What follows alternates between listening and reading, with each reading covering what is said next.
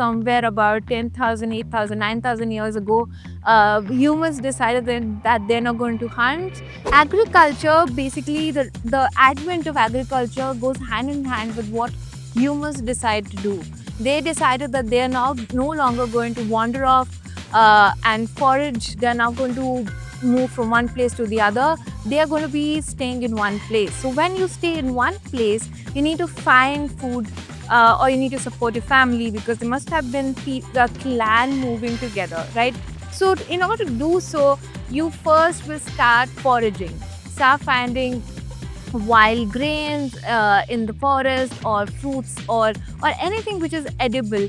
And then from there, the curiosity of maybe we can grow this. We as humans are very curious. We take one thing, and the next thing is to sort of try and make it our own, or try and create it, or try and build it. So we do that. Our entire society, the way we are progressing, is an example of that, right? The early humans must have found these grains in the wild. So we do have wild rice, we do have other wild legumes, and then they were domesticated. So agriculture go hand in hand with domestication. The moment humans decided they're going to stay in one place, they're not going to move from one place to the other, that's when the need for agriculture started. And another part of the question is with whether the tools came first, or the farming.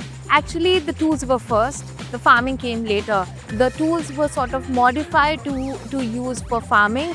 Even the animal domestication comes with the domestication of plant. Using cattle in the field for the for cultivation and other purposes came with staying in one place. So sedentary life is actually the reason why all of this, the whole thing happened. What we do today is because somewhere about 10,000, 8,000, 9,000 years ago, humans decided that they're not going to hunt.